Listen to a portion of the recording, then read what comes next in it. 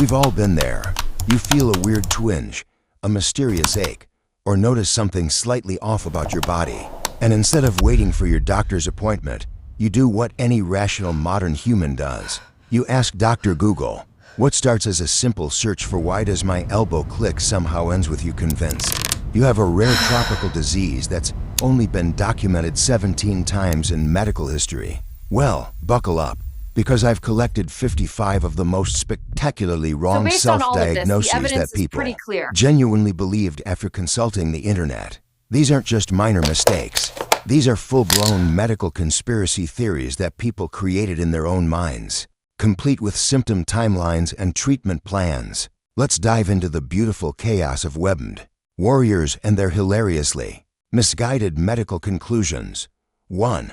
A 23-year-old woman woke up with a slight headache after a night of drinking wine and scrolling through her phone until 3 a.m. Instead of connecting those extremely obvious dots, she Googled headache and tired eyes. 45 minutes later, she had diagnosed herself with a brain tumor, multiple sclerosis, and something called digital eye strain, which she was convinced was a permanent condition. She called her mother in tears, absolutely certain she needed an MRI immediately. Her mother's response? "Did you drink water yesterday?" The answer was no. The cure was 2 glasses of water and 8 hours of sleep.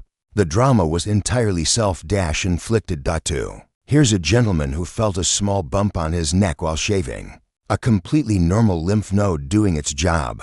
But Google told him it could be cancer, so naturally, he spent the next week checking it obsessively, which made it swell slightly from all the poking and prodding. He took this swelling as confirmation of his worst fears and wrote a heartfelt goodbye letter to his family. When he finally went to the doctor, completely convinced he had weeks to live, the physician took one look and said, "Stop touching it, and it'll go back to normal in 3 days." It did. The letters remain hidden in his desk drawer, a monument to his overthinking. 3. A college student noticed her hands were slightly shaky after consuming 4 energy drinks and pulling an all-nighter for an exam. Instead of recognizing the obvious caffeine overdose, she consulted Google and became convinced she had Parkinson's disease. She was 20 years old. She spent 2 hours reading about early-onset Parkinson's and started mentally preparing for a life of tremors. She even recorded herself holding a cup to document the progression of her disease. The next day, after sleeping and avoiding caffeine, her hands were perfectly steady. Did she learn her lesson? Absolutely not. She's still Googling every symptom. 4. This one perfectly illustrates how a little knowledge is a dangerous thing. A man learned that frequent thirst can be a sign of diabetes. He'd been unusually thirsty for a few days and immediately jumped to the worst conclusion. He bought a blood glucose monitor and started testing himself multiple times a day. Every reading came back normal, but he convinced himself the monitor was broken. He bought a second one, also normal. He was certain both were defective. Finally, his wife pointed out that he'd been eating exclusively salty snacks for a week because he was on a new chip-tasting kick for his YouTube channel. The mystery of the infinite thirst was solved by basic human biology, not diabetes. 5.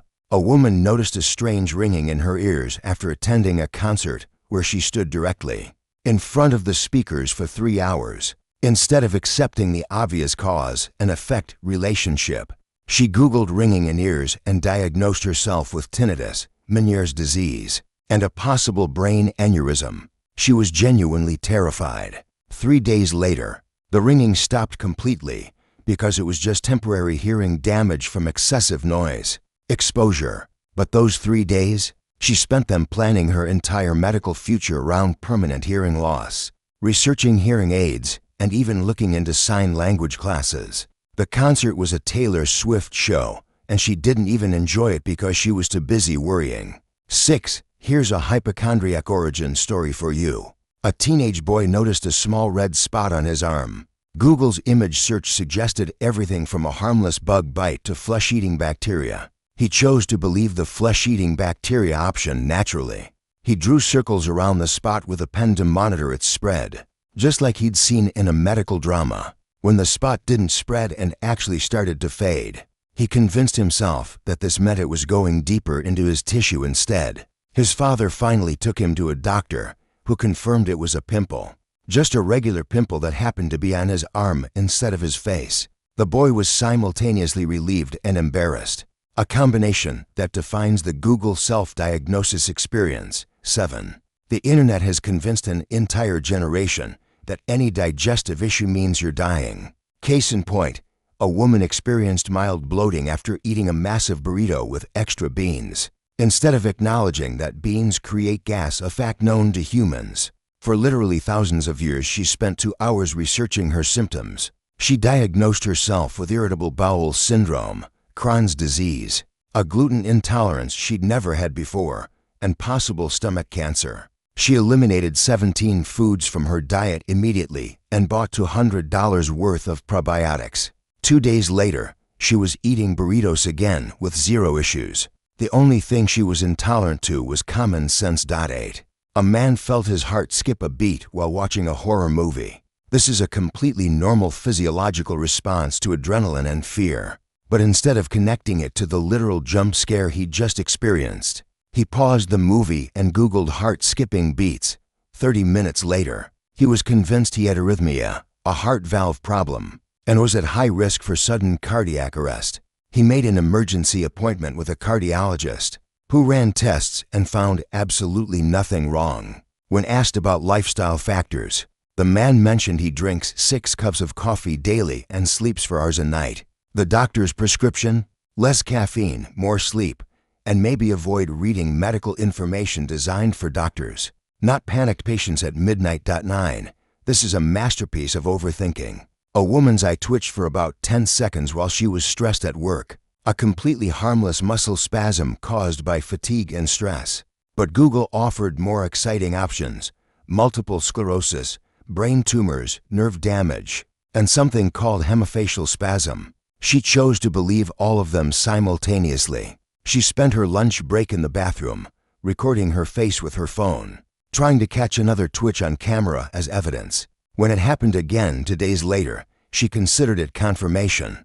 A week later, after a vacation and some actual rest, the twitching stopped. The correlation between stress and muscle spasms never occurred to her, because Google made brain tumors sound more likely. 10. Here's someone who discovered the placebo effect in reverse.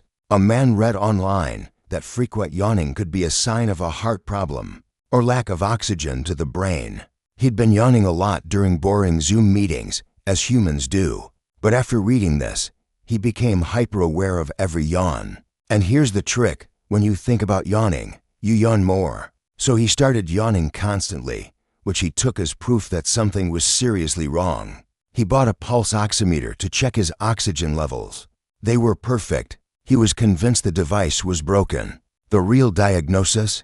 He was working 12-hour days in a windowless room with poor ventilation and sleeping 5 hours a night. His body wasn't failing. It was begging for rest and fresh air. 11. Google searches don't understand context, and neither do panicked people. A woman who had been gardening all week and noticed her knees were sore. Instead of recognizing this as the natural consequence of kneeling on hard ground for hours, she Googled knee pain both knees and ended up on a rheumatoid arthritis forum. By the end of the evening, she was convinced she had an autoimmune disease. She analyzed every other ache in her body as additional evidence. That shoulder pain from carrying heavy plant pots, rheumatoid arthritis spreading, the stiffness in her hands from gripping gardening tools, more proof. She scheduled appointments with a rheumatologist and started researching mobility aids. The doctor took one look at her gardening photos on Instagram and prescribed ibuprofen and stretching. The crisis was averted by basic logic. 12. Sometimes the internet provides information that's technically true but wildly misapplied. A man learned that extreme fatigue can be a symptom of leukemia. He'd been feeling tired lately, so naturally, he assumed cancer. What he conveniently forgot to mention to anyone, including himself, was that he'd just started a new job with a 5 a.m. start time when he's naturally a night owl, and he was still going to bed at midnight. He was getting 5 hours of sleep and wondering why he felt tired. He researched leukemia symptoms for weeks, matching every single one to something he was experiencing. Night sweats. He ignored that his apartment had broken heating and was 78 degrees at night. Weakness couldn't possibly be related to skipping breakfast every day. The pattern here is clear. When you want to find a disease, Google will help you find it, even when the real answer is just poor life choices. 13. A classic case of medical student syndrome. Except this person wasn't even a medical student. A woman read an article about vitamin B12 deficiency and its symptoms: fatigue, weakness, memory problems. She immediately decided she had it, despite eating a diet rich in B12. She bought expensive supplements and started taking triple the recommended dose. When she didn't feel instantly energized, she assumed her deficiency was severe and ordered even stronger supplements. 3 months later, at a routine checkup, her doctor ran a blood panel and found her B12 levels were dangerously high from oversupplementation. The irony? She'd created an actual medical problem by treating an imaginary one. Her original tiredness was from binge-watching Netflix until 2 a.m. every night, not a vitamin deficiency. 14. Here's a lesson in how Google can turn a feature into a bug. A man noticed that when he stood up quickly, he felt briefly dizzy. This is called orthostatic hypotension, and it happens to literally everyone occasionally. It's just blood pressure adjusting to position changes. But Google presented him with more dramatic options: heart problems, inner ear disorders, neurological conditions, and anemia. He chose anemia and started taking iron supplements without getting tested.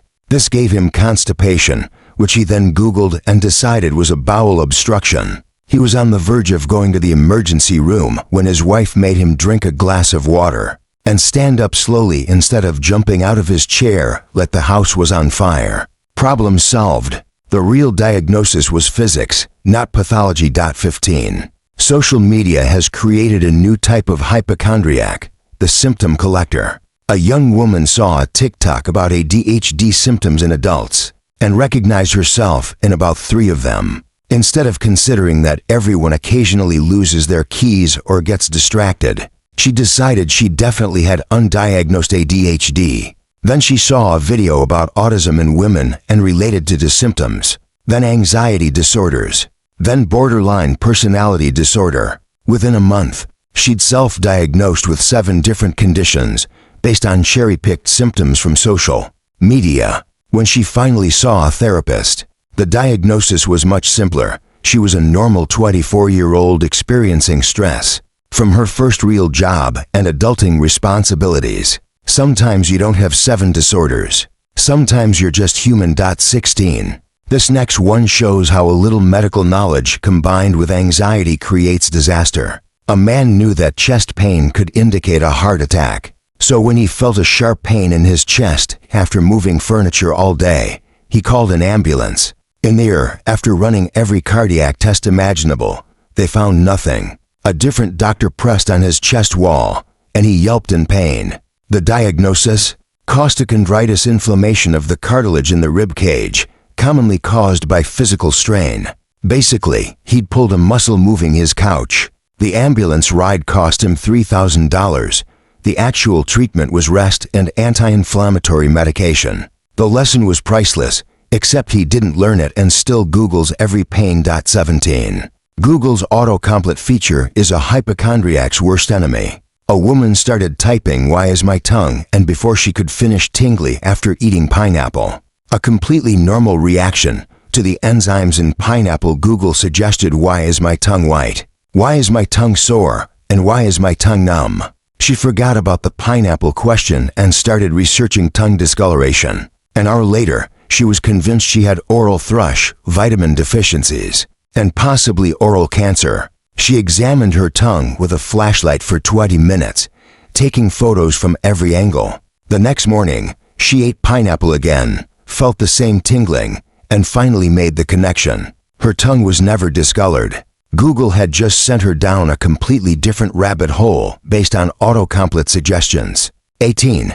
Sometimes the self-diagnosis is wrong in the most ironic way possible.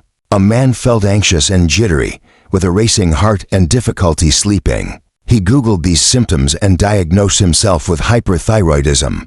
He was so convinced that he made an appointment with an endocrinologist and requested specific thyroid tests. The tests came back completely normal. Frustrated, he insisted something was wrong. The endocrinologist asked about his daily routine. Turns out, the man had recently discovered cold brew coffee and was drinking about 600 milligrams of caffeine daily without realizing how concentrated it was. His hyperthyroidism was just caffeine overdose. The symptoms disappeared within 3 days of switching to decaf. His body wasn't broken. His coffee was just really, really strong. 19. Here's a beautiful example of confirmation bias in action. A woman read that chronic headaches could be caused by a gluten intolerance. She'd been getting headaches frequently, so she immediately cut out all gluten and felt better within a week. She declared herself gluten intolerant and told everyone who would listen about her diagnosis. What actually happened? When she cut out gluten, she stopped eating the specific brand of cheap bread she'd been consuming for breakfast every day. Bread that was loaded with sugar and processed ingredients. She replaced it with eggs and fruit. Her headache stopped because she was eating better and staying more hydrated. Not because of gluten. But try telling that to someone who's already bought gluten-free cookbooks and made it part of their identity. The placebo effect is powerful, and so is selective evidence. 20. This one hits different because it's so relatable. A man in his 30s noticed he was more forgetful than usual. He'd walk into rooms and forget why, lose his phone multiple times a day, and blank on names of people he'd just met. Google told him these were early signs of dementia or Alzheimer's. He spiraled into panic, convinced his mind was deteriorating decades too early. He started doing memory exercises and researching experimental treatments. Then his wife pointed out that he'd been getting about 4 hours of sleep a night because their newborn baby was waking up constantly, and he was also trying to work full-time. His memory problems weren't neurological decline. They were sleep deprivation, a condition that perfectly mimics cognitive impairment, but is completely reversible with rest. Once the baby started sleeping through the night, his memory returned to normal. The Google spiral had been for nothing. 20-1. The internet has made everyone an expert on rare diseases. A woman noticed some small bruises on her legs and couldn't remember bumping into anything. Instead of accepting that minor bruising happens and we don't always remember the cause, she Googled unexplained bruising and diagnosed herself with a blood clotting disorder or leukemia. She examined every inch of her body for more bruises, and of course, she found them because everyone has minor bruises they never notice, unless they're specifically looking. She took photos, documented dates, and created a spreadsheet. When she finally saw a doctor, they asked one question: "Did you start any new exercise recently?" She had, in fact, just started CrossFit. The bruises were from workout equipment and normal athletic activity. The blood disorder was fictional. The spreadsheet was unnecessary. 20-2. Here's someone who learned that medical terminology is not meant for amateur hour. A man experienced a weird floaty sensation in his vision, like small transparent threads drifting across his field of view. He Googled it and found the term floaters, then read that they could indicate retinal detachment or serious eye problems. He made an emergency appointment with an ophthalmologist, certain he was going blind. The doctor examined his eyes and explained that floaters are extremely common, usually harmless, and almost everyone gets them as they age. They're just tiny clumps of gel in the eye's vitreous fluid. The man was 32. His eyes were fine, but because Google presented the dramatic possibilities first and the common, boring explanation last, he'd assumed catastrophe. This is the Google algorithm working exactly as designed. Engagement over accuracy. 20-3. Social anxiety and Google are a terrible combination. A woman noticed her hands were sweaty during a job interview. Instead of recognizing this as a normal stress response, she later Googled excessive hand sweating and diagnosed herself with hyperhidrosis, a condition of abnormally excessive sweating. She became hyper-aware of her hands in every social situation, which made her anxious, which made her hands sweat more, which reinforced her belief in the diagnosis. She bought special antiperspirant for hands and considered Botox treatments. It took a therapist to point out that her hands only sweated in stressful situations, which is literally what hands are supposed to do. The diagnosis wasn't hyperhidrosis. It was anxiety about having hyperhidrosis, a condition she didn't actually have until she convinced herself she did. 20-4. This is a case of taking health advice from the wrong source. A man read a fitness influencer's post claiming that needing to urinate frequently meant his kidneys were failing. He'd been peeing a lot lately, so he panicked. He started researching kidney disease and prepared himself for dialysis. When he went to his doctor in a state of crisis, the doctor asked one simple question: "How much water are you drinking?" The man had recently started a new hydration challenge he'd seen on Instagram, where you're supposed to drink a gallon of water a day. He had normal kidney function. He was just drinking an enormous amount of water, which naturally means more bathroom trips. The influencer's post was wildly misleading. The panic was completely avoidable. The lesson about trusting random health claims online? Still not learned. 20-5. Here's a situation where Google provided information that was technically accurate, but contextually useless. A woman felt a burning sensation in her chest after eating an entire pizza by herself late at night. Instead of recognizing this as textbook heartburn, she Googled burning chest pain and was immediately hit with heart attack symptoms. She convinced herself she was having a cardiac event and almost called 911. What stopped her? She burped, and the pain lessened. Even then, she wasn't fully convinced. It took 3 antacid tablets and 30 minutes of the pain completely disappearing before she accepted that maybe, just maybe, eating a large pepperoni pizza at 11 p.m. had consequences that weren't cardiac arrest. The human capacity for overthinking is truly limitless. 26. Sometimes people diagnose themselves with conditions that are the exact opposite of what they have.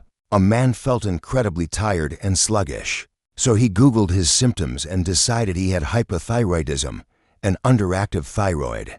He became convinced and started researching thyroid medication. When he finally got blood work done, the results showed he actually had slightly elevated thyroid levels, the opposite problem. But even that wasn't the real issue. The real issue was that he was working night shifts, eating 1 meal a day, and his sleep schedule was destroyed. His thyroid was fine. His lifestyle was the problem. But it's easier to blame a gland than to admit you need to make better choices. 20-7. Here's a Google diagnosis that spiraled into multiple specialist appointments. A woman felt tingling in her fingers while working on her laptop. She Googled tingling fingers and found carpal tunnel, diabetes, multiple sclerosis, and nerve damage. She chose to believe all of them and made appointments with 3 different specialists. Hundreds of dollars in co-pays later, every test came back normal. Finally, an occupational therapist asked to see her workspace. Her desk setup was ergonomically disastrous, the keyboard too high, wrists bent at painful angles, and she'd been typing for 8 hours straight without breaks. The tingling was positional nerve compression from bad posture, fixed with a $30 keyboard tray and regular stretch breaks. The specialist appointments were unnecessary. The Google search was misleading. The relief was expensive. 20-8. This next one perfectly demonstrates how health anxiety feeds itself. A man read an article about how stress can cause physical symptoms. He then became stressed about being stressed, which caused more physical symptoms: tight chest, racing heart, shallow breathing, which he interpreted as proof that something was seriously medically wrong. He Googled these symptoms and diagnosed himself with heart disease, ignoring the fact that they were happening specifically while he was reading about health problems. His doctor explained that he was experiencing anxiety and panic attacks, triggered by health anxiety, which created a feedback loop. The cure wasn't cardiac medication. It was therapy and staying off WebMD. Breaking the cycle required him to stop Googling symptoms, which for a dedicated health Googler is harder than it sounds. 20-9. Some self-diagnoses are wrong in ways that defy basic anatomy.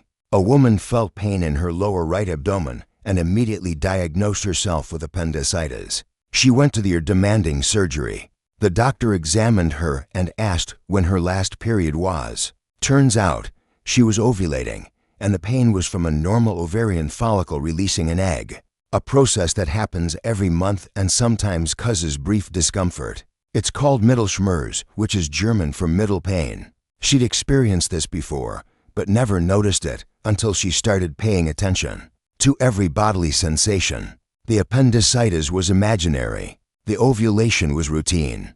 The bill was very real. This is what happens when you know just enough anatomy to be dangerous, but not enough to understand normal physiological processes. 30. Here's a man who fell victim to the rare disease trap. He experienced occasional muscle twitches, tiny involuntary movements that are completely normal and happen to everyone.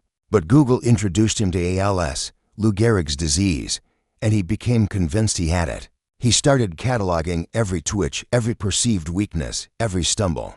He recorded videos of his muscles. He researched mobility aids and end-of-life planning. This went on for 3 months before his wife forced him to see a neurologist. The neurologist performed a series of tests and found absolutely nothing wrong. The twitches were benign fasciculations, often caused by stress, caffeine, or lack of sleep. The doctor asked if anything stressful had been happening in his life. The man admitted he'd been extremely stressed about his health. The irony was completely lost on him. His health anxiety was literally creating the symptoms that fueled more anxiety.